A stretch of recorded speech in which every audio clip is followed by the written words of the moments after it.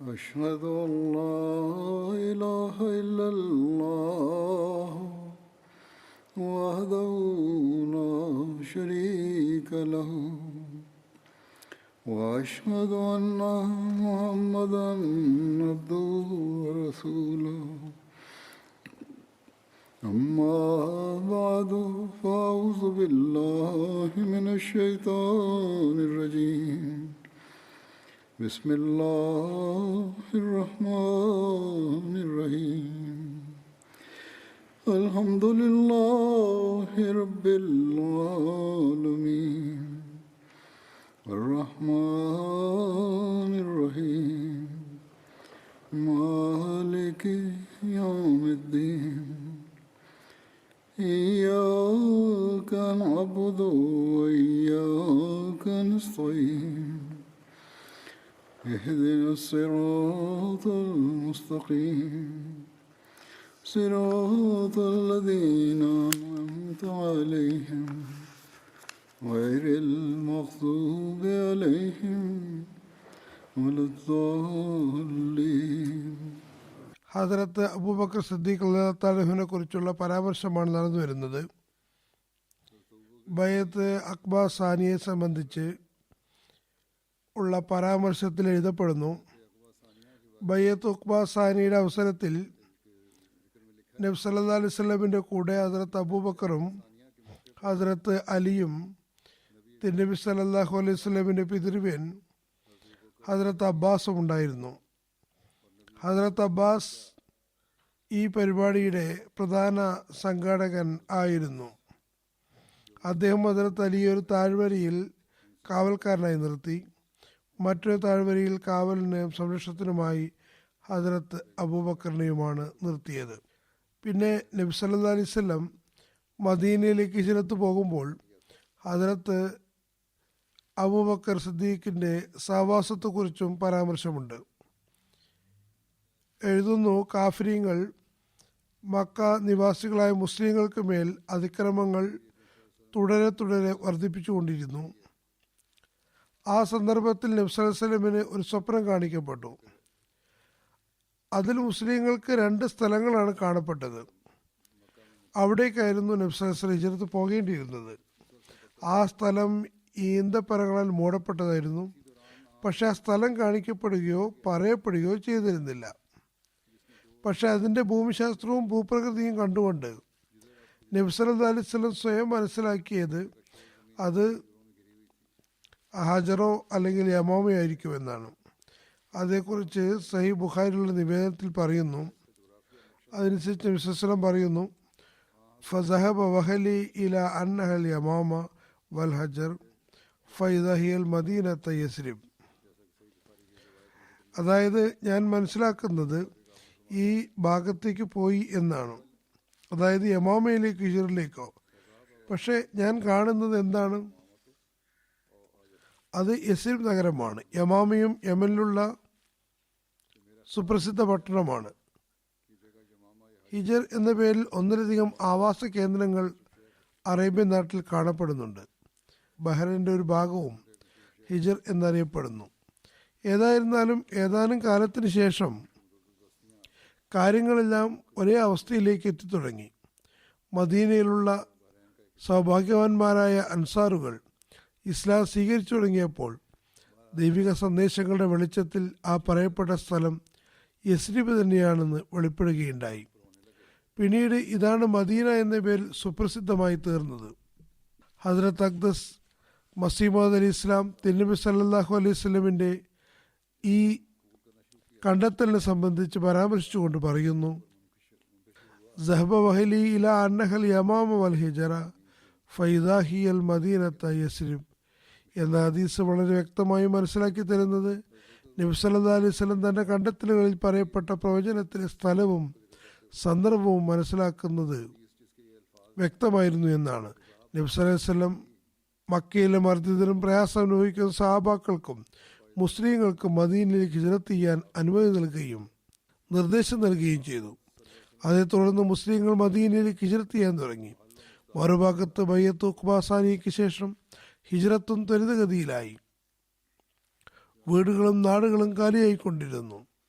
ഈ അവസരത്തിൽ മക്കയിലുള്ള ദുഷ്ട പ്രമാണികൾ കൂടുതൽ പ്രശ്നങ്ങൾ ഉണ്ടാക്കി തുടങ്ങി. അവർ കോപാന്തരായി തീർന്നു. അങ്ങനെ അവർ മറ്റൊരു ചുവട് വെച്ചു. അതായത് അവർ ഈ മർദ്ദിത ഹിജ്റത്തിൽ നിന്ന് തടയുകയും അക്രമങ്ങൾക്ക് പുതിയ രീതികൾ സ്വീകരിക്കുകയും ചെയ്തു. ഭർത്താവിനെ പറഞ്ഞു വിടുകയും എന്നാൽ ഭാര്യയെയും മക്കളെയും അവരിൽ നിന്ന് തട്ടിപ്പറിച്ചെടുത്തു.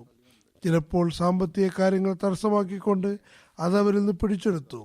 ഇതെല്ലാം നിങ്ങൾ ഞങ്ങളുടെ പട്ടണത്തിൽ നിന്നാണ് സമ്പാദിച്ചത് എന്ന് അവകാശപ്പെടുകയും ഇവിടം വിട്ടു പോകണമെങ്കിൽ ഈ സമ്പത്തെല്ലാം ഞങ്ങൾക്ക് നൽകണം എന്നവർ പറഞ്ഞു തുടങ്ങി. ചിലപ്പോൾ മാതാവിനോടുള്ള സ്നേഹത്തെ മുൻനിർത്തിക്കൊണ്ട് അവരെ തടയുകയും മാതാവിനെ സന്ദർശിച്ചു പോകാൻ ആവശ്യപ്പെടുകയും അങ്ങനെ വഴിയിൽ വെച്ച് തന്നെ അവരെ കയറുകൊണ്ട് ബന്ധനസ്ഥരാക്കി കൽത്തുറുങ്കുകളിൽ അടയ്ക്കുകയും ചെയ്തു. എന്നാൽ വിശ്വാസത്തിന്റെ സമ്പത്ത് കൊണ്ട് ധനാഢ്യരും ഇസ്ലാം ദീനിനോടുള്ള സ്നേഹത്തിൽ ഉന്മത്തരുമായ വിശ്വാസികളുടെ ക്ഷമയും സഹനവും മദീനയിൽ നിന്ന് തുടർച്ചയായി ഹിജ്റത്ത് ചെയ്യാൻ അവരെ പ്രേരിപ്പിച്ചുകൊണ്ടേയിരുന്നു.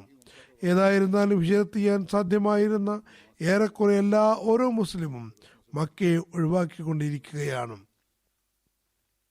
ഇനി വളരെ ദുർബലരും നിസ്സഹായരുമായ ഏതാനും മുസ്ലിങ്ങൾ മാത്രമേ പിന്നിലായിട്ടുള്ളൂ.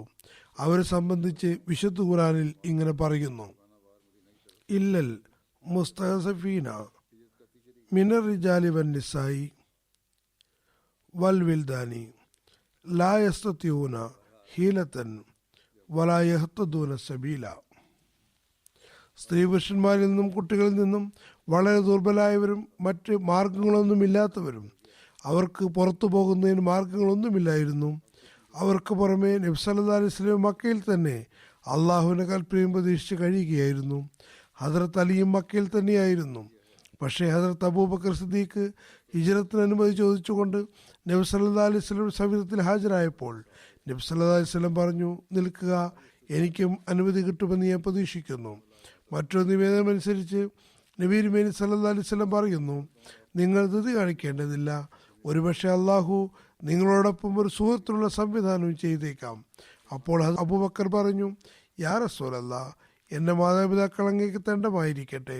അങ്ങേക്കും ഹിജ്റത്തിനുള്ള അനുമതി ലഭിക്കുമോ? അതായത് ഹിജ്റത്തുകാരൻ നബി സല്ലല്ലാഹു അലൈഹി വസല്ലമിൻ്റെ അഭാവം കൊണ്ടുണ്ടാക്കുന്ന ദുഃഖം മാറുമോ? ഹദ്റത്ത് അബൂബക്കർ നബി സല്ലല്ലാഹു അലൈഹി വസല്ലമിൻ്റെ സുവാർത്ത കേട്ട് സന്തോഷത്തോടെ തിരിച്ചു വന്നു. ഹിജ്റത്തിനുള്ള തീരുമാനം മാറ്റിവെച്ചു. എങ്കിലും അദ്ദേഹം ബുദ്ധിപൂർവ്വം 2 ഒട്ടകങ്ങൾ വാങ്ങിയിരുന്നു. അതിനെ പ്രത്യേകമായ രീതിയിൽ ഭക്ഷണം കൊടുത്ത് ഹിജ്റത്ത് എന്ന അറിയപ്പെടാത്ത യാത്രയ്ക്ക് വേണ്ടി തയ്യാറാക്കിക്കൊണ്ടിരുന്നു.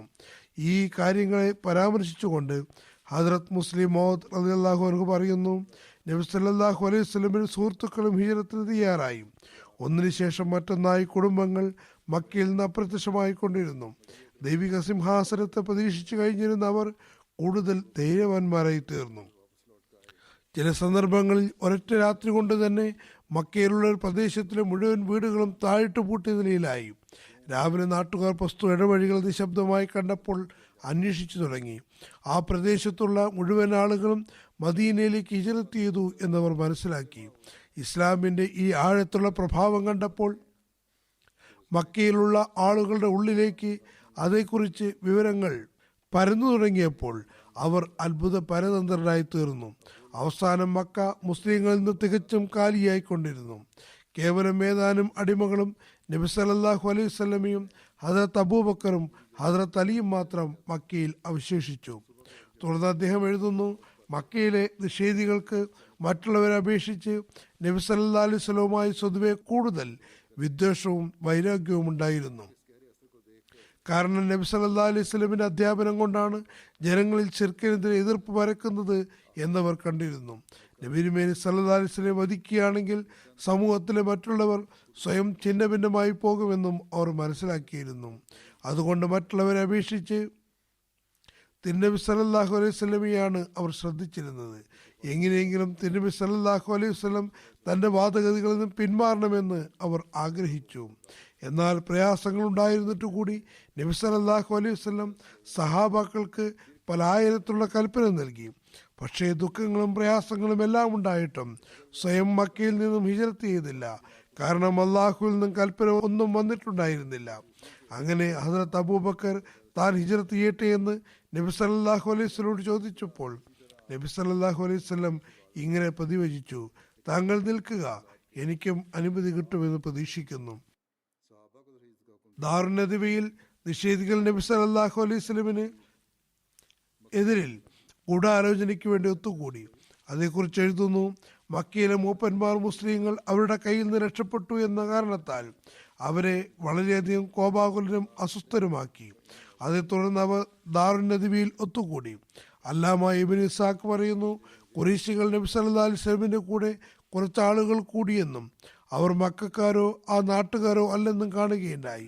മാത്രമല്ല നബി സല്ലല്ലാഹു അലൈഹി വസല്ലം സഹചരന്മാർ അവരുടെ അടുത്തേക്കാണ് പലായനം ചെയ്യുന്നത് എന്നും അവർ കണ്ടു. മുസ്ലിങ്ങൾ ഒരു സമാധാന സ്ഥലത്ത് തമ്പടിക്കുകയാണെന്നും ഖുറൈശികൾ മനസ്സിലാക്കി. അവർക്ക്, അതായത് മദീനക്കാരിൽ നിന്നും പരിപൂർണമായ രീതിയിൽ സംരക്ഷണം കിട്ടിയപ്പോൾ നബി സല്ലല്ലാഹു അലൈഹി വസല്ലം സീറത്തിയത് അവരിലേക്ക് പോകുമോ എന്നും ഖുറൈശികളുമായി യുദ്ധത്തിന് അവരിലേക്ക് തിരിച്ചു വരുമോ എന്നും മക്കക്കാർക്ക് ആശങ്കയായി.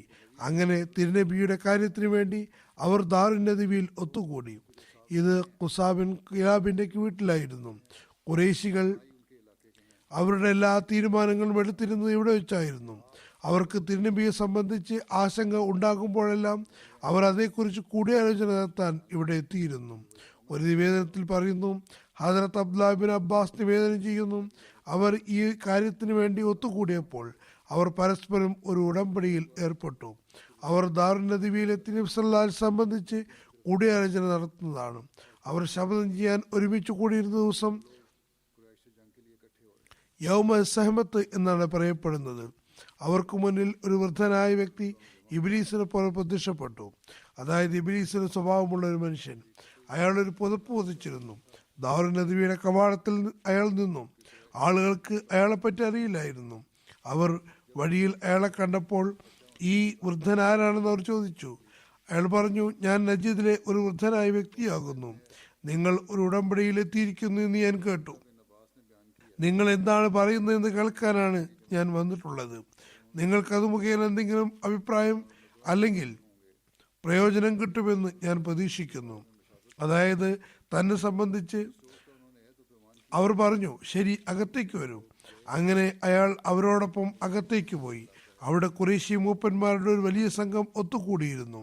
അവരിൽ Utbah bin Rabiah, Shaybah bin Rabiah, Abu Sufyan bin Harb, Tuaymah bin അദിയെ തുടങ്ങിയ പേരുകൾ ശ്രദ്ധേയമാണ്. മറ്റു പലരും ഉണ്ടായിരുന്നു. അബൂജഹൽ ബിൻ ഹിഷാം, ഹജ്ജാജിന്റെ 2 മക്കളും വേറെ കുറേ പേരും കൂടാതെ ഖുറൈശിയിൽ പെടാത്ത കുറച്ച് മൂപ്പന്മാരും ഉണ്ടായിരുന്നു. എല്ലാവരും ഒരുമിച്ച് കൂടി. അഭിപ്രായം പറയേണ്ട ഘട്ടമെത്തിയപ്പോൾ ഒരാൾ ഇങ്ങനെ പറഞ്ഞു. അയാൾ, അതായത് മുഹമ്മദ് നബി സല്ലല്ലാഹു അലൈഹി വസല്ലമിനെ ചങ്ങലയ്ക്ക് ബന്ധനസ്ഥനാക്കണം, പുറത്തു നിന്ന് വാതിലുകൾ താഴിട്ടടയ്ക്കണം, പിന്നെ അങ്ങനെ തന്നെ അയാൾക്ക് മരണം വരാൻ കാത്തിരിക്കുക. അതായത് അയാൾക്ക് മുന്നേ 2 കവികൾ ഉണ്ടായതുപോലെ സഹീർ, നാബിക, മറ്റ് കവികൾ എന്നിവർ അനുഭവിച്ചതുപോലെ ഇതിനു മുന്നേ സഹീർ, നാബിക മുതലായവർക്ക് ഉണ്ടായ പോലുള്ള പര്യവസാനം കാത്തിരിക്കാം. അങ്ങനെ മരണം അവർ അവസാനിപ്പിക്കും. മറ്റുള്ളവർക്ക് മരണം വന്ന് അതേ രീതിയിൽ തിരുനബിക്ക് വേണ്ടിയും അവരുടെ ഇതേ പദ്ധതിയാണ് ഉണ്ടായിരുന്നത്. അപ്പോൾ നജീദ്കാരനായ ആ വൃദ്ധൻ ഇങ്ങനെ പറഞ്ഞു, അള്ളാഹുവാണ്, എൻ്റെ വീക്ഷണത്തിൽ നിങ്ങളുടെ ഈ അഭിപ്രായം ഉചിതമാണെന്ന് തോന്നുന്നില്ല. വല്ലാഹി, നിങ്ങൾ അയാളെ ബന്ധനസ്ഥരാക്കിയാൽ അതിനൊരു കവാടത്തിലൂടെ അയാൾ പുറത്തേക്ക് വന്ന് തൻ്റെ സുഹൃത്തുക്കളെ തീർച്ചയായും കണ്ടുമുട്ടുന്നതാണ്. പിന്നെ നിങ്ങൾക്ക് മേൽ സമ്മർദ്ദം ചെലുത്തി അയാളെ നിങ്ങളുടെ നിയന്ത്രണത്തിൽ നിന്ന് മാറ്റുകയും ചെയ്യും. അയാൾ പിന്നെ അവരുടെ സഹായം കൊണ്ട് തങ്ങളുടെ എണ്ണം വർദ്ധിപ്പിക്കുകയും നിങ്ങളെ പരാജിതരാക്കുകയും ചെയ്യും. അതുകൊണ്ട് മറ്റെന്തെങ്കിലും കാര്യം ആലോചിച്ച് നോക്കുക. അപ്പോൾ മറ്റൊരാൾ ഇങ്ങനെ അഭിപ്രായം പറഞ്ഞു, നമുക്ക് അയാളെ നമ്മുടെ ഇടയിൽ നിന്നും പുറത്താക്കാം, നമ്മുടെ നാട്ടിൽ നിന്നും നാട് കടത്താം. പിന്നെ അയാൾ എവിടെ പോകുന്നു, എവിടെ താമസിക്കുന്നു എന്നതിനെക്കുറിച്ച് നിങ്ങൾക്കൊരു പ്രശ്നവും ഉണ്ടാകുന്നതല്ല. അയാൾ നമ്മിൽ നിന്ന് അപ്രത്യക്ഷമാവുകയും നമ്മൾ അയാളിൽ നിന്ന് സ്വൈരത്തിലാവുകയും ചെയ്യും. നമുക്ക് പഴയ അവസ്ഥയിൽ തന്നെ കഴിയുകയും ചെയ്യാം. അപ്പോൾ ആ നജദി വൃദ്ധൻ പറഞ്ഞു, അല്ല, ഈ അഭിപ്രായം ശരിയല്ല.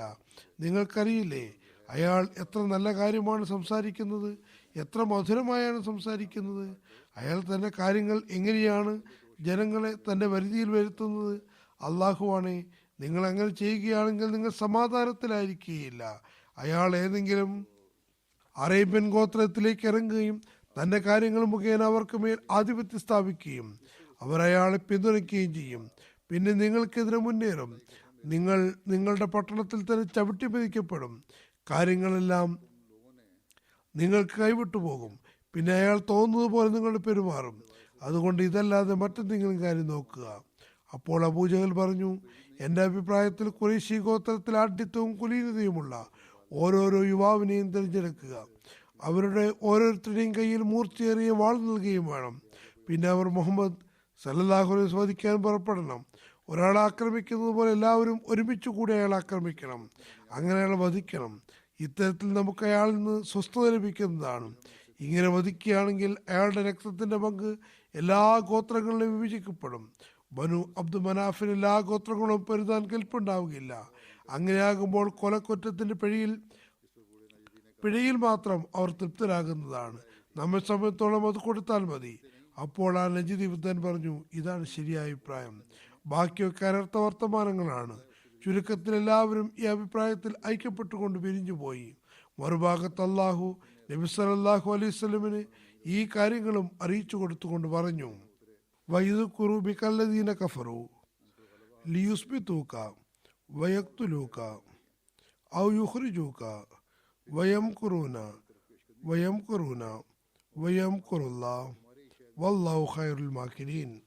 ഓർക്കുക, നിഷേധികൾ നിന്നെ സംബന്ധിച്ച് ഗൂഢാലോചനയിൽ ഏർപ്പെട്ടിരുന്ന സന്ദർഭം നിന്നെ ബന്ധനസ്ഥരാക്കുകയോ കൊല്ലുകയോ നാട്ടിൽ നിന്ന് പുറത്താക്കുകയോ ചെയ്യുന്നതിന് വേണ്ടി അവർ തന്ത്രം ആവിഷ്കരിക്കുന്നതിൽ വ്യാപൃതരായിരുന്നു. അള്ളാഹു ആകട്ടെ അതിനെ പരാജയപ്പെടുത്തുകയായിരുന്നു. തന്ത്രം മെനയുന്നവരിൽ അള്ളാഹു അത്യുത്തമനത്രേ. അതോടൊപ്പം തന്നെ ജിബ്രീൽ മുഖേന നബി സല്ലല്ലാഹു അലൈഹി വസല്ലമിന് പലായനത്തുള്ള അനുമതി നൽകുകയുണ്ടായി. ഹദ്റത്ത് മസീഹ് മൗഊദ് ഇസ്ലാം പറയുന്നു, മക്കയിലെ നിഷേധികൾ നബി സല്ലല്ലാഹു അലൈഹി വസല്ലം വധിക്കാൻ പദ്ധതിയിട്ടപ്പോൾ അള്ളാഹു തൻ്റെ ഈ വിശുദ്ധ നബിക്ക് ആ ദുരുദ്ദേശത്തെ സംബന്ധിച്ച് അറിയിപ്പ് നൽകുകയും മക്കയിൽ നിന്ന് മദീനയിലേക്ക് പലായനം ചെയ്യാൻ കൽപ്പന കൊടുക്കുകയും ചെയ്തു. മാത്രമല്ല പിന്നീട് വിജയശ്രീലാളിതനായി ദൈവിക സഹായത്തോടൊപ്പം തിരികെ വരുമെന്ന് സുവാർത്തയും നൽകി. ബുധനാഴ്ച ദിവസം ഉച്ച സമയത്ത് നല്ല വെയിലുണ്ടായിരുന്നപ്പോൾ ഈ പരീക്ഷണം അള്ളാഹുവിൽ നിന്ന് വെളിപ്പെടുമാറായി. ഹിജ്റത്തിനുള്ള അനുമതി കിട്ടിയപ്പോൾ നബി സല്ലല്ലാഹു അലൈഹി വസല്ലം എല്ലാവിധ മുൻകരുതലുകളുമായി ഹദരത്ത് അബൂബക്കറിന്റെ വീട്ടിൽ നട്ടുച്ചയ്ക്ക് എത്തുകയുണ്ടായി. ഈ സമയത്ത് മക്കയിലെ ജനങ്ങൾ പൊതുവിൽ തങ്ങളുടെ വീടുകളിൽ തന്നെയാണ് കഴിയാറുള്ളത്. പരസ്പരം വീടുകളിൽ പോകുമായിരുന്നില്ല. മാത്രമല്ല നല്ല ചൂടുമായിരുന്നു. അതുകൊണ്ട് തന്നെ മുൻകരുതൽ എന്ന നിലയ്ക്ക് മുഖവും തലയും തുണി കൊണ്ട് മറയ്ക്കുമായിരുന്നു. അങ്ങനെ നബി സല്ലല്ലാഹു അലൈഹി വസല്ലം അബൂബക്കറിന്റെ വീടിനടുത്തെത്തിയപ്പോൾ ആരോ അതേപ്പറ്റി പറയുകയുണ്ടായി. തിബ്രാനിയുടെയും ഫത്തുഹുൽ ബാരിയുടെയും നിവേദനത്തിൽ പറയുന്നു, ഹദരത്ത് അസ്മ പറയുന്നു, നബി സല്ലല്ലാഹു അലൈഹി വസല്ലം വന്നു എന്നാണ് തോന്നുന്നത്. ഹദരത്ത് അബൂബക്കർ പറഞ്ഞു, എൻ്റെ മാതാപിതാക്കൾ തിരുനബിക്ക് ദണ്ഡമായിരിക്കട്ടെ. അള്ളാഹുവാണ് ഈ സമയത്ത് നബി സല്ലല്ലാഹു അലൈഹി വസല്ലം നമ്മുടെ അടുക്കൽ വന്നുവെങ്കിൽ എന്തോ ഒരു സുപ്രധാന സംഭവം ഉണ്ടായിരിക്കുന്നു. അബൂബക്കർ വളരെ പരിഭ്രാന്തനായി അതിശീഘ്രം എല്ലാം ത്യജിക്കുന്ന ഭാവത്തിൽ പുറത്തേക്ക് ഇറങ്ങി. നബി സല്ലല്ലാഹു അലൈഹി വസല്ലം വന്നപ്പോൾ വീട്ടിൽ ഹദരത്ത് ആയിഷയും ഹദരത്ത് അസ്മയും ഉണ്ടായിരുന്നു. നബി സല്ലല്ലാഹു അലൈഹി വസല്ലം ഹദരത്ത് അബൂബക്കറിനോട് പറഞ്ഞു, നിങ്ങളുടെ വീട്ടിലുള്ളവരെ പുറത്തേക്ക് അയക്കൂ. ഹദരത്ത് അബൂബക്കർ പറഞ്ഞു, യാ റസൂലല്ലാഹ്, എൻ്റെ ഈ 2 പെൺമക്കൾ മാത്രമേ ഇവിടെയുള്ളൂ, മറ്റാരുമില്ല. മറ്റൊരു നിവേദനത്തിൽ പറയുന്നു, യാ റസൂലല്ലാഹ്, അങ്ങയുടെ കുടുംബക്കാർ തന്നെയാണ് ഇവിടെയുള്ളത്, മറ്റാരുമില്ല. നബി സല്ലല്ലാഹു അലൈഹി വസല്ലം പറഞ്ഞു, അബൂബക്കർ, എനിക്ക് ഹിജ്റത്തിന് അനുമതി കിട്ടിയിരിക്കുന്നു. അബൂബക്കർ അനിയന്ത്രിതമായി പറഞ്ഞു, യാ റസൂലല്ലാഹ്, അങ്ങയുടെ കൂടെ, അതായത് ഞാനും അങ്ങയുടെ കൂടെയുണ്ട്. നബി സല്ലല്ലാഹു അലൈഹി വസല്ലം പറഞ്ഞു, അതെ, ഇത് ബുഖാരിയുള്ള നിവേദനമാണ്. ഹദരത്ത് അബൂബക്കർ സന്തോഷം കൊണ്ട് കരഞ്ഞുപോയി. ഹദരത്ത് ആയിഷ വിവരിക്കുന്നു, സന്തോഷം കൊണ്ട് കരച്ചിൽ വരുമെന്ന് അന്നാണ് എനിക്ക് മനസ്സിലായത്. അതിനുശേഷം ഹിജ്റത്തിനുള്ള പദ്ധതികളും രൂപരേഖയും തയ്യാറാക്കപ്പെട്ടു. ഹദരത്ത് അബൂബക്കർ പറഞ്ഞു, യാ റസൂലല്ലാഹ്, ഈ ആവശ്യത്തിന് വേണ്ടി ഞാൻ 2 ഒട്ടകങ്ങൾ വാങ്ങി വെച്ചിട്ടുണ്ട്. അതിലൊന്ന് അങ്ങെടുത്താലും. നബി സല്ലല്ലാഹു അലൈഹി വസല്ലം പറഞ്ഞു, ഞാൻ വില തന്ന് വാങ്ങുന്നതാണ്. നബി സല്ലല്ലാഹു അലൈഹി വസല്ലം വില കൊടുക്കുമെന്ന് ശഠിച്ചപ്പോൾ ഹദരത്ത് അബൂബക്കറിന് മറ്റു വഴിയും ഉണ്ടായില്ല. ഹദരത്ത് അബൂബക്കർ 800 ദിർഹമിനാണ് 2 ഒട്ടകങ്ങൾ വാങ്ങിയിരുന്നത്. 400 ദിർഹമിന് നബി സല്ലല്ലാഹു അലൈഹി വസല്ലം ഒട്ടകത്തെ വാങ്ങി. മറ്റൊരു നിവേദനം അനുസരിച്ച് നബി സല്ലല്ലാഹു അലൈഹി വസല്ലം ഈ ഒട്ടകം 800 ദിർഹമിനാണ് വാങ്ങിയത്. പിന്നീട് അവരുടെ തീരുമാനപ്രകാരം ആദ്യം സൗർ ഗുഹയിൽ തമ്പടിക്കുന്നതാണ്. 3 ദിവസം അവിടെ താമസിക്കേണ്ടതായി വരും. അതുപോലെ തന്നെ മക്കയുടെ ചുറ്റുപാടുമുള്ള പരിചിതവും അപരിചിതവുമായ മണലാരൻ്റെ വഴികളെ സംബന്ധിച്ച് നല്ല പരിജ്ഞാനമുള്ള ഒരാളെയും കൂടെ കൂട്ടാമെന്ന് തീരുമാനിച്ചു. അതേക്കുറിച്ച് അബ്ദുല്ലാഹ് ഇബ്നു അരീഖത്തുമായി സംസാരിച്ചിട്ടുണ്ടായിരുന്നു. അയാൾ മുഷ്രിക്കായിരുന്നെങ്കിലും ശുദ്ധമനസ്കനും ഉത്തരവാദിത്വമുള്ള ആളും വിശ്വസ്തനുമായ മനുഷ്യനായിരുന്നു. ചരിത്രകാരന്മാർ ഇയാളെപ്പറ്റി എഴുതുന്നു, ഇയാൾ മുസ്ലിം അല്ലായിരുന്നുവെങ്കിലും ഒരു നിവേദനത്തിന്റെ അടിസ്ഥാനത്തിൽ പിന്നീട് ഇസ്ലാം സ്വീകരിക്കുകയുണ്ടായി. അയാൾക്ക് 3 ഒട്ടകങ്ങളെ കൊടുത്തു. കൃത്യം 3 ദിവസത്തിന് ശേഷം അയാൾ സൗർ ഗുഹയിൽ പോയി വരണം. ഹസ്രത്ത് അബ്ദുല്ലാഹ് അബൂബക്കർ വളരെ സമർത്ഥനായ യുവാവായിരുന്നു. മക്കയിലെ സഹസുകളിൽ ചുറ്റിത്തിരിഞ്ഞ് എന്തൊക്കെയാണ് നടന്നുകൊണ്ടിരിക്കുന്നത് എന്ന് മനസ്സിലാക്കി അയാൾ രാത്രി സൗർ ഗുഹയിൽ വന്ന് റിപ്പോർട്ട് നൽകണം എന്നുള്ള ചുമതലയാണ് അയാൾക്ക് നൽകപ്പെട്ടത്. ഹസ്രത്ത് അബൂബക്കറിന്റെ ബുദ്ധിമാനും ഉത്തരവാദിത്വ ബോധവുമുള്ളവരുമായ ഭൃത്യൻ ആമിർ ബിൻ ഫുഹൈറയ്ക്ക് നൽകിയ ഉത്തരവാദിത്വം അയാൾ തൻ്റെ ആടുകളെ സൗർ ഗുഹയുടെ അടുത്ത് മേയാൻ വിടണം എന്നും രാത്രി പാൽ കലർന്ന് ഏറ്റവും പുതുപുത്തൻ പാൽ എത്തിക്കണമെന്നുമായിരുന്നു. തുടർന്ന് മക്കയിൽ നിന്നും പുറപ്പെടാനുള്ള സമയം നിശ്ചയിച്ചതിന് ശേഷം നബി സല്ലല്ലാഹു അലൈഹി വസല്ലം ഉടൻ തന്നെ അബൂബക്കറിന്റെ വീട്ടിൽ നിന്ന് തിരിച്ച് തൻ്റെ വീട്ടിലേക്ക് പോയി. അവിടെ എത്തി നബി സല്ലല്ലാഹു അലൈഹി വസല്ലം ഹസ്രത്ത് അലിയെ പലായനത്തെ സംബന്ധിച്ച് അറിയിക്കുകയും അദ്ദേഹത്തിന് വളരെ ത്യാഗപൂർണമായ ഒരു ഉത്തരവാദിത്വം നൽകുകയും ചെയ്തു. അതായത് ഇന്ന് രാത്രി അദ്ദേഹം നബി സല്ലല്ലാഹു അലൈഹി വസല്ലം പരിശുദ്ധ കിടക്കയിൽ പച്ചപ്പുതപ്പുമായി മറ്റൊരു നിവേദനം അനുസരിച്ച് ചുവന്ന നിറമുള്ള ഹദ്റമി പുതപ്പും പുതച്ച് ഉറങ്ങേണ്ടതാണ്. അതാണ് നബി സല്ലല്ലാഹു അലൈഹി വസല്ലം ഉറങ്ങുമ്പോൾ പുതച്ചിരുന്നത്. തൻ്റെ ഈ സർവസന്നദ്ധനായ സേവകനെ ദൈവിക സഹായത്തെക്കുറിച്ച് ഉറപ്പു നൽകിക്കൊണ്ട് പറഞ്ഞു, ഒന്നും ആശങ്കപ്പെടേണ്ടതില്ല, വളരെ സമാധാനത്തോടുകൂടി എൻ്റെ കിടക്കയിൽ കിടക്കുക. ഒരു ശത്രുവിനും നിന്റെ രോമത്തിൽ പോലും തൊടാൻ സാധിക്കുകയില്ല. മാത്രമല്ല സാദിഖും അമീനുമായ നബി സല്ലല്ലാഹു അലൈഹി വസല്ലം മക്കക്കാരെ ഏൽപ്പിച്ച സൂക്ഷിപ്പ് മുദ്രകൾ സംബന്ധിച്ച് ഇന്ത്യയും ഉത്തരവാദിത്വ ബോധവും ഉണ്ടായിരുന്നു. അതുകൊണ്ട് ആ അമാനത്തുകളെല്ലാം അദ്ദേഹത്തെ ഏൽപ്പിച്ചുകൊണ്ട് നബി സല്ലല്ലാഹു അലൈഹി വസല്ലം പറഞ്ഞു, ഇതെല്ലാം ജനങ്ങൾക്ക് തിരികെ കൊടുത്തതിന് ശേഷം എൻ്റെ പിന്നിൽ വന്നുകൊള്ളുക. അതായത് ഹസ്രത്ത് അലിയോട് പറഞ്ഞു, ഈ അമാനത്തുകളെല്ലാം തിരികെ കൊടുത്തതിന് ശേഷം മദീനയിലേക്ക് വരിക. അങ്ങനെ ഹസ്രത്ത് അലി 3 ദിവസം മക്കയിൽ തന്നെ തങ്ങി. നബി സല്ലല്ലാഹു അലൈഹി വസല്ലം ഏൽപ്പിച്ച അമാനത്തുകളെല്ലാം തിരികെ കൊടുത്തു. അങ്ങനെ അതെല്ലാം ഒഴിവായതിനു ശേഷം അദ്ദേഹം നബി സല്ലല്ലാഹു അലൈഹി വസല്ലമയെ ഖുബായിൽ വെച്ച് കണ്ടുമുട്ടി. അതിനുശേഷം നബി സല്ലല്ലാഹു അലൈഹി വസല്ലം തൻ്റെ വീട്ടിൽ നിന്നും പുറത്തേക്ക് വന്നു. ആ സമയത്ത് മക്ക നിഷേധികളുടെ എണ്ണപ്പെട്ട യോദ്ധാക്കൾ ചോരക്കണ്ണുകളുമായി ഊരിപ്പിടിച്ച് വാളുകളുമേന്തി നബി സല്ലല്ലാഹു അലൈഹി വസല്ലമയുടെ വീടിന് പുറത്ത് കാവൽ നിൽക്കുകയായിരുന്നു. രാത്രി കൂടുതൽ അന്ധകാരമയമാകുമ്പോൾ തങ്ങൾ ആർപ്പുവിളികളോടെ നബി സല്ലല്ലാഹു അലൈഹി വസല്ലം ഒറ്റവട്ടിൽ തീർക്കുമെന്ന് ശപഥം ചെയ്തതായിരുന്നു അവർ. അബൂജഹലായിരുന്നു അവരുടെ നേതാവ്. വളരെ അഹങ്കാരത്തോടും പരിഹാസത്തോടും കൂടി ഇങ്ങനെ പറയുന്നുണ്ടായിരുന്നു, മുഹമ്മദ് പറയുന്നു, നിങ്ങൾ അയാളുടെ കാര്യങ്ങളിൽ അയാളെ പിന്തുണയ്ക്കുകയാണെങ്കിൽ നിങ്ങൾ അറബികളുടെയും അനറബികളുടെയും രാജാവായി മാറും. പിന്നെ നിങ്ങൾ മരണത്തിന് ശേഷം ഉയർത്തെഴുന്നേൽപ്പിക്കപ്പെടുമ്പോൾ നിങ്ങൾക്ക് ജോർദാന്റെ ആരാമങ്ങൾക്ക് തുല്യമായ തോട്ടങ്ങൾ ലഭിക്കുന്നതാണ്. അങ്ങനെ ചെയ്യുന്നില്ലെങ്കിൽ നിങ്ങൾക്കിടയിൽ രക്തച്ചൊരിച്ചിലുണ്ടാകുന്നതാണ്. നബി സല്ലല്ലാഹു അലൈഹി വസല്ലം പുറത്തേക്ക് ഇറങ്ങി പറഞ്ഞു, അതെ, ഞാൻ അങ്ങനെ തന്നെയാണ് പറയുന്നത്. തുടർന്ന് സൂറ യാസീനിലെ ഈ ആയത്തുകൾ പാരായണം ചെയ്തു. യാസീൻ വൽ ഖുർആനിൽ ഹക്കീം ഇന്നക ലമിനൽ മുർസലീൻ അലാ സിറാത്തിൻ മുസ്തഖീം തൻസീൽ അസീസ് റഹീം ലിതുൻസിറ ഖൗമൻ മാ ഉൻസിറ ആബാഉഹും ഫഹും ഗാഫിലൂൻ ലഖദ് ഹഖൽ ഖൗലു അലാ അക്സരിഹിം ഫഹും ലാ യുഅ്മിനൂൻ ഇന്നാ ജഅൽനാ ഫി അനാഖിഹിം അഗ്ലാലൻ ഫഹിയ ഇലൽ അസ്കാനി ഫഹും മുഖ്മഹൂൻ വജഅൽനാ മിൻ ബൈനി അയ്ദീഹിം സദ്ദൻ മിൻ ഖൽഫിഹിം സദ്ദൻ ഫഅഗ്ശൈനാഹും ഹും ലാ യുബ്സിറൂൻ.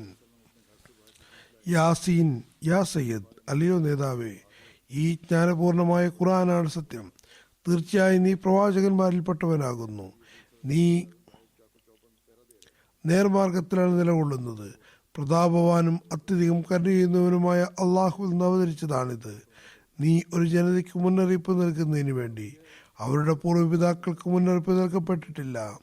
ആയതിനാൽ അവർ അശ്രദ്ധരാണ്. തീർച്ചയായും നമ്മുടെ വാക്ക് അവരിൽ ഭൂരിപക്ഷം ആളുകളെ സംബന്ധിച്ചും സത്യമായി പുലർന്നിരിക്കുന്നു.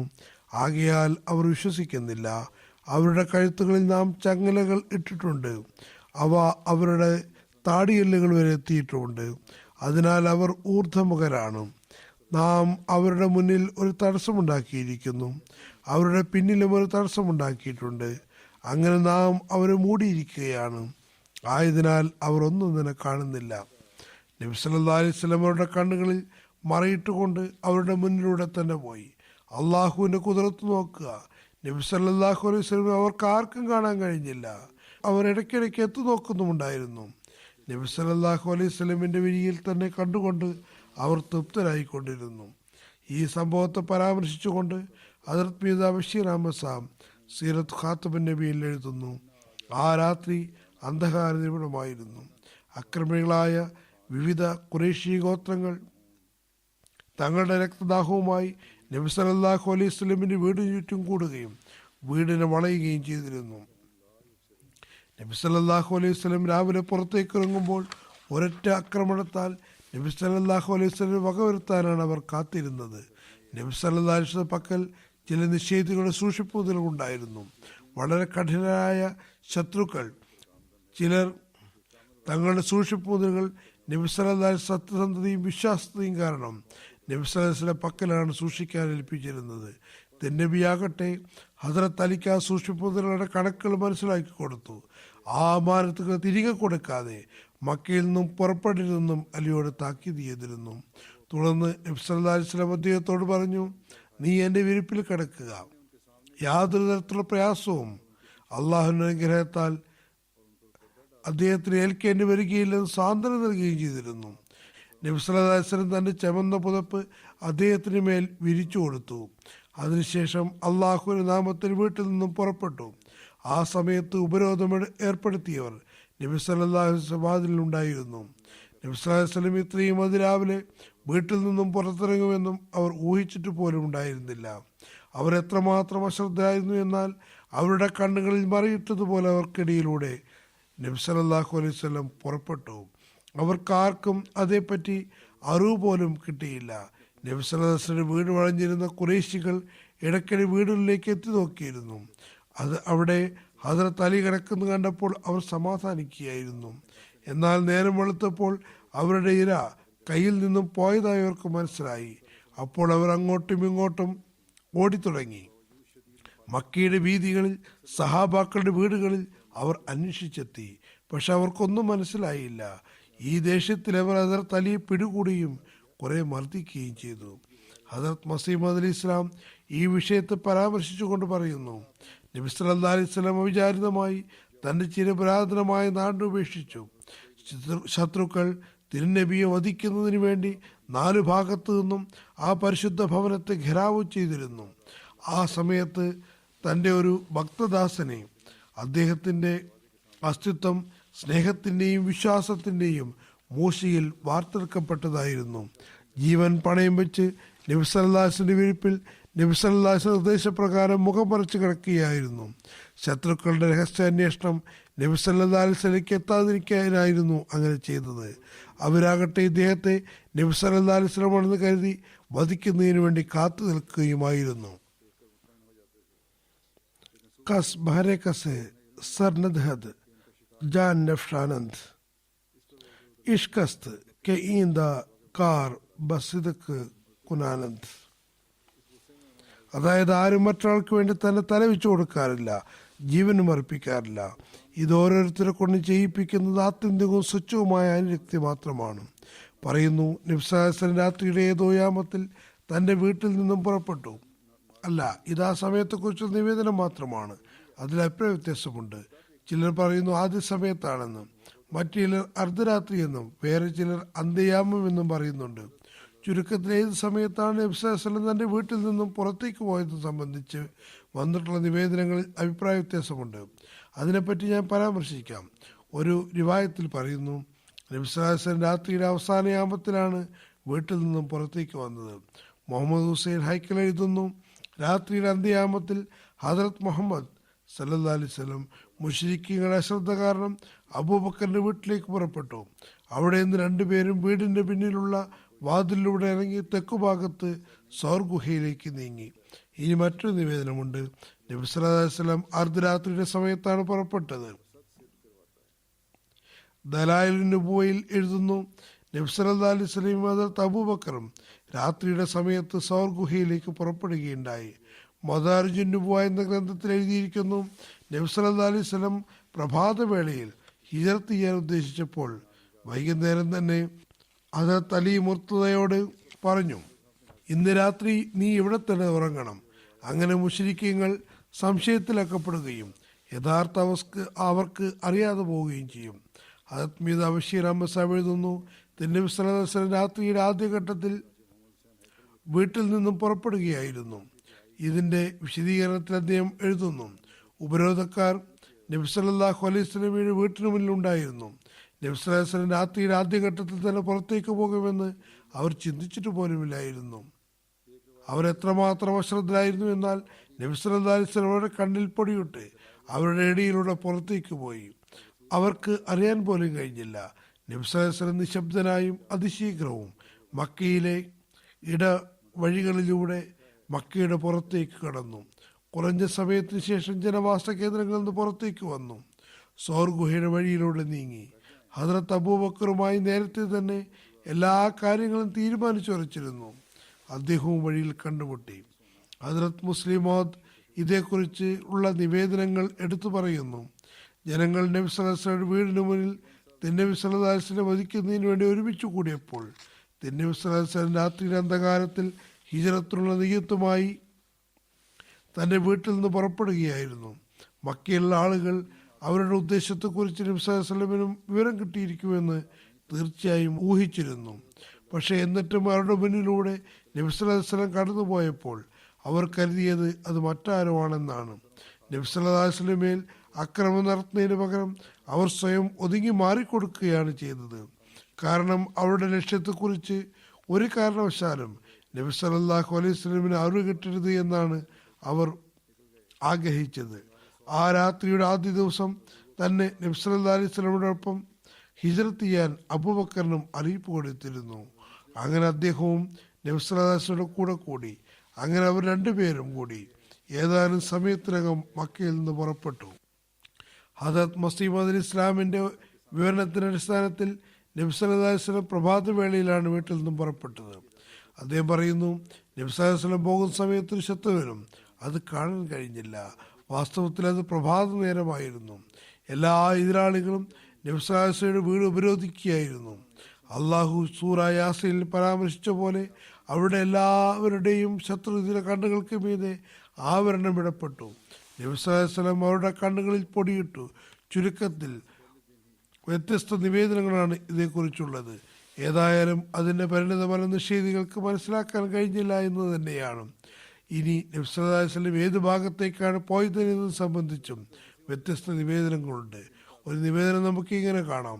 നബി സല്ലല്ലാഹു അലൈഹി വസല്ലം സ്വന്തം വീട്ടിൽ നിന്നും ഹദരത്ത് അബൂബക്കർ തൻ്റെ വീട്ടിൽ നിന്നുമായിരിക്കും പുറപ്പെട്ടിട്ടുണ്ടാകുക. വഴിയിൽ ഏതോ സ്ഥലത്ത് രണ്ടുപേരും ഒരുമിച്ച് കൂടി സൗർ ഗുഹയിലേക്ക് നീങ്ങിയതായിരിക്കാം. വേറൊരു നിവേദനത്തിൽ പറയുന്നു, നബി സല്ലല്ലാഹു അലൈഹി വസല്ലം തൻ്റെ ഭവനത്തിൽ നിന്ന് സൗർ ഗുഹയിലേക്ക് പുറപ്പെട്ടു.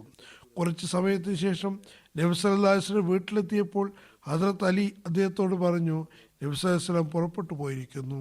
സൗർ ഗുഹയുടെ ഭാഗത്തേക്കാണ് പോയിട്ടുള്ളത്. അതുകൊണ്ട് താങ്കളും നബി സല്ലല്ലാഹു അലൈഹി വസല്ലമയുടെ പിന്നിൽ പോയാലും. അങ്ങനെ ഹദരത്ത് അബൂബക്കർ നബി സല്ലല്ലാഹു അലൈഹി വസല്ലം പിന്നിൽ പുറപ്പെട്ടു. ഏതായാലും ഈ നിവേദനം വളരെ ദുർബലമാണെന്ന് തോന്നുന്നു. ഇതിൽ നിന്ന് തെളിയുന്നത് ഒരുപക്ഷെ നബി സല്ലല്ലാഹു അലൈഹി വസല്ലം ഹദരത്ത് അബൂബക്കറിനെ കാത്തിരുന്നു എന്നാണ്. ഹിജ്റത്ത് വളരെ രഹസ്യ സ്വഭാവമുള്ള യാത്രയായിരുന്നു. ഹദരത്ത് അബൂബക്കറിനെ പോലെ ബുദ്ധിമാനും ഉത്തരവാദിത്വ ബോധവുമുള്ള ഒരാൾ ഇത്രയും അശ്രദ്ധ കാണിക്കുക എന്നത് സാധ്യമല്ല. അതുകൊണ്ട് തന്നെ ഇപ്പോൾ പറഞ്ഞ നിവേദനങ്ങളെ അപേക്ഷിച്ച് മറ്റ് നിവേദനങ്ങളാണ് അധികം ഗ്രന്ഥങ്ങളിലും വന്നിട്ടുള്ളത്. അതാണ് കൂടുതൽ ശരിയും സന്ദർഭോചിതവുമായി മനസ്സിലാകുന്നത്. അതനുസരിച്ച് നബി സല്ലല്ലാഹു അലൈഹി വസല്ലം തൻ്റെ വീട്ടിൽ നിന്നും പുറപ്പെട്ട് നേരെ അബൂബക്കറിൻ്റെ വീട്ടിലെത്തി. അവിടെ നിന്നും ഹദരത്ത് അബൂബക്കറിൻ്റെ കൂടെ സൗർ ഗുഹയിലേക്ക് പോവുകയുണ്ടായി. ആ സമയത്ത് ഹദരത്ത് അബൂബക്കറിന് രണ്ട് പെൺമക്കൾ ഹദരത്ത് ആയിഷയും ഹദരത്ത് അസ്മയും യാത്രയ്ക്ക് വേണ്ടി ഭക്ഷണം വേഗം തയ്യാറാക്കിക്കൊണ്ടിരുന്നു. അതിൽ പുഴുങ്ങിയ ആടിൻ്റെ മാംസവും ഉണ്ടായിരുന്നു. നിർണായകവും സത്വരവുമായ സന്ദർഭം ആയതുകൊണ്ട് ഭക്ഷണത്തിലുള്ള തുകൽ പാത്രം കെട്ടുന്നതിന് ഒന്നും കിട്ടിയില്ല. അപ്പോൾ ഹദരത്ത് അസ്മ തൻ്റെ വസ്ത്രത്തിന് നാട, അതായത് അരക്കെട്ടിലുള്ള നാട രണ്ടായി കീറി ഭക്ഷണം കെട്ടുകയുണ്ടായി. ഒന്നുകൊണ്ട് ഭക്ഷണപാത്രവും മറ്റേതുകൊണ്ട് വെള്ളത്തിന് മൂടിയും കെട്ടുകയും ചെയ്തു. നബി സല്ലല്ലാഹു അലൈഹി വസല്ലം ഈ നിമിഷങ്ങളെ സസൂക്ഷ്മം വീക്ഷിക്കുകയായിരുന്നു. എന്നിട്ട് പറഞ്ഞു, അസ്മ, അള്ളാഹു നിനക്ക് ഈ നാടയ്ക്ക് പകരം സ്വർഗത്തിൽ 2 നാടകം നൽകുന്നതാണ്. അതായത് അരിയിൽ കെട്ടുന്ന ആ നാടയ്ക്ക്. പിന്നെ വചനങ്ങൾക്ക് ശേഷം ഹദരത്ത് അസ്മ സാത്തുൻ താക്കൈൻ, അതായത് ഇരട്ട അരപ്പട്ടക്കാരി എന്ന് അറിയപ്പെടാൻ തുടങ്ങി. നബി സല്ലല്ലാഹു അലൈഹി വസല്ലം ഹിജ്റത്തിന്റെ യാത്രയിലുടനീളം വഖുർ റബ്ബി അദ്ഖിൽനി മുദ്ഖല സദിഖിൻ വഅഖ്രിജ്നി മുഖ്റജ സദിഖിൻ വജഅൽ ലീ മിൻ ലദുൻക സുൽത്താനൻ നസീറ, അതായത് നീ പറയുക, അല്ലയോ എൻ്റെ നാഥ, എന്നെ സത്യത്തോടു കൂടി പ്രവേശിപ്പിക്കണമേ, സത്യപൂർണമായ നിലയിൽ എനിക്ക് പുറപ്പെടാനും കഴിയണമേ, നിന്റെ പക്കൽ നിന്നുള്ള ശക്തനായ ഒരു സഹായിയെ നീ എനിക്ക് നൽകണമേ എന്ന ആയത്ത് പാരായണം ചെയ്തുകൊണ്ടേയിരുന്നു. അതുപോലെ തന്നെ താഴെ ചേർക്കുന്ന ദുആ ചെയ്തതായും പറയപ്പെടുന്നു. അൽഹംദുലില്ലാഹി ഖലഖനി വലം അകു ശൈഅൻ അല്ലാഹുമ്മ ഇന്നി അലാ ഹൗലി ദുനിയ വയുആഖു ദഹരി വമസായിബിൽ ലിയാലി വൽ അയാം അല്ലാഹുമ്മ അസ്ഹാബനി ഫി സഫരി വഹ്ഫസ്നി ഫി അഹ്ലി വബാരിക് ലി ഫീമാ റസഖ്തനി വലക ഫസ്ൽനി വഅലാ സാലിഹ ഖൽക്കി വഖവ്വിംനി وإليك ربي وحببني وإلى الناس فلا تكلني أنت رب المستضعفين وأنت ربي أعوذ بك بوجهك الكريم الذي أشرقت له مساوات والأرض وكشفت به الظلمات وصله إليه والأمر الأولين والآخرين أن يحل به غضبك وينزل إلي سخطك وأعوذ بك من زوال نعمتك وفجأة حكمتك وتحول عاقبتك وجميع سخطك لك العقبى خير ما سترت ولا حول ولا قوة إلا بك. എല്ലാ സ്തുതിയും അള്ളാഹുവിനാകുന്നു. അവനാണ് എന്നെ സൃഷ്ടിച്ചവൻ, ഞാൻ ഒന്നുമല്ലായിരുന്നു. അള്ളാഹുവേ, ഭൗതിക ലോകത്തോടുള്ള ഭയത്തെയും കാലത്തിന് പ്രയാസത്തിനും രാപ്പകലുടെ അസ്വസ്ഥതകൾക്കും മേൽ നീ എന്നെ സഹായിക്കണമേ. അള്ളാഹുവേ, എൻ്റെ യാത്രയിൽ നീ എൻ്റെ കൂടെ ഉണ്ടാകണമേ. എൻ്റെ കുടുംബത്തിൽ എനിക്ക് പകരക്കാരനാകണമേ. നീ എനിക്ക് നൽകിയതിൽ എനിക്ക് അനുഗ്രഹം ചൊരിയണമേ. എന്നെ നിൻ്റെ തന്നെ അനുസാരിയാക്കണമേ. എൻ്റെ ഏറ്റവും ഉചിതമായ സൃഷ്ടിപ്പിൽ എനിക്ക് ശക്തി നൽകണമേ. എൻ്റെ നാഥന് എന്നെ പ്രിയപ്പെട്ടവനാക്കണമേ. എന്നെ നീ ജനങ്ങളുടെ ചുമതലയിൽ വിട്ടുകൊടുക്കരുതേ. നീ ദുർബലരുടെ നാഥനാകുന്നു. നീ എൻ്റെ ഈ നാഥനാകുന്നു. നിന്റെ അന്തസ്സാർന്ന മുഖം കാരണമാണ് ആകാശഭൂമികൾ പ്രകാശിതമായത്. അത് മുഖേന അന്ധകാരം ഒഴിഞ്ഞു മാറി. അത് മുഖേന കഴിഞ്ഞുപോയവരുടെയും ഇനി വരാനുള്ളവരുടെയും കാര്യങ്ങൾ ശരിയായി. എനിക്ക് മേൽ നിന്റെ കോപം ഇറങ്ങുന്നതിൽ നിന്നും എനിക്ക് മേൽ നിന്റെ നീരസമുണ്ടാകുന്നതിൽ നിന്നും ഞാൻ നിന്നോട് അഭയം തേടുന്നു. നിന്റെ അനുഗ്രഹങ്ങൾ വിനഷ്ടമാകുന്നതിൽ നിന്നും നിന്റെ പ്രതികാരം ഓർക്കാപ്പുറത്തുണ്ടാകുന്നതിൽ നിന്നും നിന്റെ അവസാന തീരുമാനം എന്നെക്കുറിച്ച് മാറുന്നതിൽ നിന്നും ഞാൻ നിന്നോട് അഭയം തേടുന്നു. ഷർഹെ സർക്കാരിയിൽ തഹവീലു ആക്കിബത്തുക്ക എന്നതിന് പകരം ആഫിയത്തുക്ക എന്നാണ് വന്നിട്ടുള്ളത്. അതിൻ്റെ അർത്ഥം നിന്റെ ഔദാര്യമായ സൗഖ്യത്തെ ആഗ്രഹിച്ചു കൊണ്ടിരിക്കുക എന്നും ഞാൻ ചെയ്യുന്ന എല്ലാ നന്മയിലും നിന്റെ നീരസത്തിന് പകരമായി നിന്റെ തൃപ്തിയാണ് ഞാൻ കാക്ഷിക്കുന്നത് എന്നുമാണ്. നിന്നിൽ നിന്നല്ല തിന്മയിൽ നിന്ന് രക്ഷപ്പെടാനുള്ള എന്തെങ്കിലും ഉപായമോ നന്മ ചെയ്യുന്നുള്ള ശക്തിയോ എനിക്കില്ല. നബി സല്ലല്ലാഹു അലൈഹി വസല്ലം കഅബയുടെ പിന്നിലൂടെ വന്ന് അല്ലെങ്കിൽ ആ നാടിനെ ഇങ്ങനെ അഭിസംബോധന ചെയ്തുകൊണ്ട് പറഞ്ഞു: അള്ളാഹുവാണേ, അല്ലയോ മക്ക, അള്ളാഹുവിൻ്റെ ഭൂമിയിൽ നീ എനിക്ക് ഏറെ പ്രിയപ്പെട്ടതാണ്. അള്ളാഹുവിൻ്റെ ഭൂമിയിൽ നീ അള്ളാഹുവിനും ഏറെ പ്രിയപ്പെട്ടതാകുന്നു. നിന്റെ നിവാസികളെ നിർബന്ധിച്ച് പുറത്താക്കിയില്ലായിരുന്നുവെങ്കിൽ ഞാൻ ഒരിക്കലും ഇവിടെ നിന്ന് പോകുമായിരുന്നില്ല.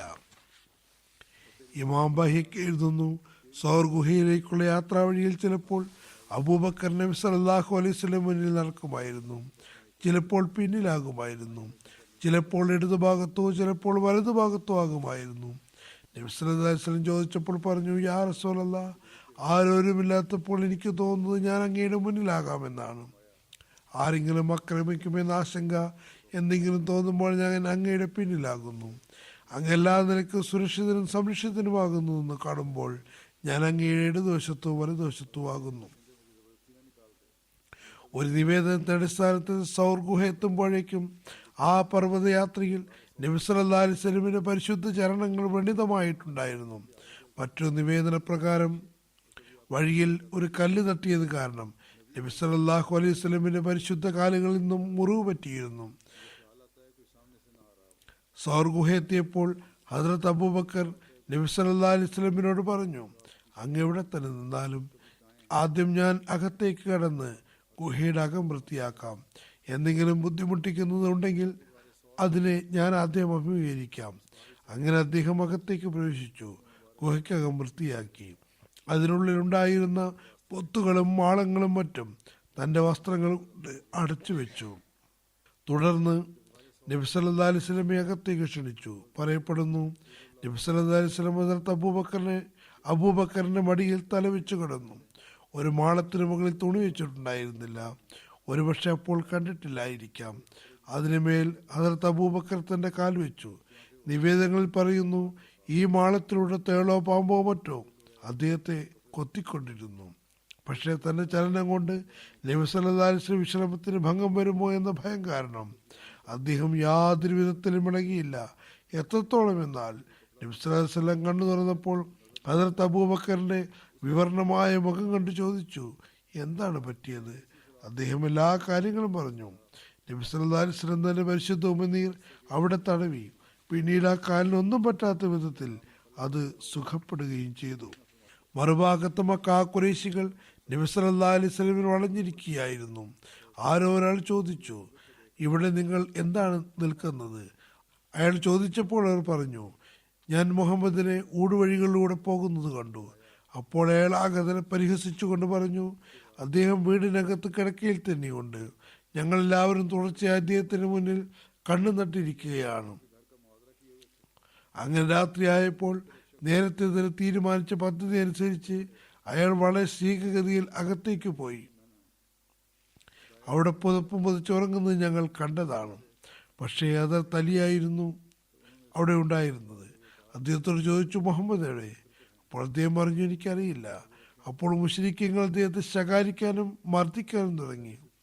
കുറച്ചു നേരം അദ്ദേഹത്തെ മോഹാലസ്യപ്പെടുത്തിയതിനു ശേഷം അവർ ഒഴിവാക്കുകയും ചെയ്തു. ഏതായിരുന്നാലും വളരെ കോപാകുലരായ അവസ്ഥയിൽ അവിടെ നിന്നും അവർ നിവേദനമനുസരിച്ച് ജനങ്ങളെ തലിയെ ശകാരിക്കുകയും മർദ്ദിക്കുകയും ചെയ്തതിനു ശേഷം തിരിച്ചുപോയി. മക്കയിലെ ഊടുവഴികളിലും വീടുകളിലും തിരയാനും തുടങ്ങി. ഇതിനിടയിൽ അവർ അബൂബക്കറിന്റെ വീട്ടിലുമെത്തി. ഹദ്റത്ത് അസ്മായെ കണ്ടു. അബൂജഹൽ മുന്നോട്ട് വന്ന് ചോദിച്ചു, നിന്റെ പിതാവ് അബൂബക്കർ എവിടെ? എനിക്കറിയില്ല എന്ന് അവർ പറഞ്ഞു. അദ്ദേഹം എവിടെ പോയെന്ന്? അപ്പോൾ ആ ദുർഭകനായ അബൂജഹൽ തന്റെ കൈ ഉയർത്തി അസ്മയുടെ മുഖത്തേക്ക് ആഞ്ഞടിച്ചു. അവരുടെ കാതിലെ കമ്മൽ തെറിച്ചു വീണു. ഏതായാലും കോപാകുലരായ അവർ തിരിച്ചുപോയി. മക്കയെ അരിച്ചു പെറുക്കിയെങ്കിലും അവർ പരാജിതരായി തിരിച്ചു. തുടർന്ന് അന്വേഷണ വൈദഗ്ധ്യമുള്ള ആളുകൾ മക്കയുടെ 4 ഭാഗത്തേക്കും പുറപ്പെട്ടു. മക്കയിലെ മൂപ്പയൻ ഉമയ്യ ബിൻ ഖലഫും നിപുണനായ ഒരു അന്വേഷകനെയും കൊണ്ട് തന്റെ സുഹൃത്തുക്കളോടൊപ്പം പുറപ്പെട്ടു. ഈ അന്വേഷകൻ വളരെ സമർത്ഥനായിരുന്നു എന്ന കാര്യത്തിൽ സംശയമൊന്നുമില്ല. അയാളുടെ ആ പ്രാഗൽഭ്യത്തെ എത്ര പ്രശംസിച്ചാലും അത് കുറവായിരിക്കും. കാരണം ഈ ഒരു അന്വേഷകൻ മാത്രമാണ് നബി സല്ലല്ലാഹു അലൈഹി വസല്ലം കാലടിപ്പാടുകൾ അന്വേഷിച്ച് സൗർ ഗുഹയുടെ മുഖം വരെത്തിയത്. എന്നിട്ട് പറഞ്ഞു, മുഹമ്മദിന്റെ കാൽപ്പാടുകൾ ഇവിടം വരെയുണ്ട്, ഇതിനു ശേഷം കാണുന്നില്ല. അല്ലാമ ബലാദുരി ഈ അന്വേഷകന്റെ പേര് അൽഖമ ബിൻ ഖർസ് എന്നാണ് പറയുന്നത്. എഴുതുന്നു, മക്ക വിജയ സന്ദർഭത്തിൽ അദ്ദേഹം ഇസ്ലാം സ്വീകരിച്ചു. സൗർ ഗുഹയുടെ മുന്നിൽ നിന്ന് സംസാരിക്കുകയായിരുന്നു. ഹിജറത്ത് ചെയ്ത് പോയവർ അതിനുള്ളിൽ ഒളിഞ്ഞിരിക്കുക മാത്രമല്ല, ഇവരുടെ സംസാരവും കേൾക്കുന്നുണ്ടായിരുന്നു. മറിച്ച് ഹദ്റത്ത് അബൂബക്കർ പറയുന്നു, ഞാൻ അവരുടെ കാലുകളും കാണുന്നുണ്ടായിരുന്നു. അള്ളാഹുവാണെ, അവരിൽ ആരെങ്കിലും അകത്തേക്ക് എത്തി നോക്കിയിരുന്നുവെങ്കിൽ ഞങ്ങൾ പിടിക്കപ്പെടുമായിരുന്നു. എന്നാൽ പ്രയാസവും അപകടവും നിറഞ്ഞ സന്ദർഭത്തിൽ അവർ 2 പേർ മാത്രമായിരുന്നില്ല, മറിച്ച് 3 അവരോടൊപ്പം മറിച്ച് മൂന്നാമത് അവരോടൊപ്പം അള്ളാഹുവും ഉണ്ടായിരുന്നു. അവൻ്റെ അധീശത്വത്തിലാണ് ആകാശഭൂമികളുള്ളത്. അവൻ എല്ലാത്തിനും കഴിവുള്ളവനാകുന്നു. അവൻ ഒരു ഭാഗത്ത് ഇവർക്ക് എത്തുന്നതിന് മുമ്പേ തന്നെ തന്നെ അത്ഭുതകരമായ കുതിർത്ത് കൊണ്ട് വൃക്ഷം മുളപ്പിച്ചു. ചിലന്തി അയച്ച് ഗുഹാമുഖത്ത് വല തുന്നിപ്പിച്ചു. പ്രാവിൻ ഇണകളെ വിട്ടുകൊണ്ട് അവിടെ ഒരു കൂടും ഉണ്ടാക്കിച്ചു. ഇത് നിവേദനങ്ങളിൽ വന്നിട്ടുള്ളതാണ്. ഏതായിരുന്നാലും അതിനുശേഷം അള്ളാഹു ഇങ്ങനെയാണ് നബി സല്ലല്ലാഹു അലൈഹി വസല്ലമന് സ്വാതന്ത്ര്യമേകുകയും അള്ളാഹുവിനാജ്ഞനുസരിച്ച് നബി സല്ലല്ലാഹു അലൈഹി വസല്ലം ഹദരത്ത് അബൂബക്കറെ സ്വാതന്ത്ര്യപ്പിക്കുകയും ചെയ്യുന്നത് എന്നും കാണാൻ കഴിയുന്നു. ഈ അനുസ്മരണം ഇൻഷാ അല്ലാഹ് തുടരുന്നതാണ്.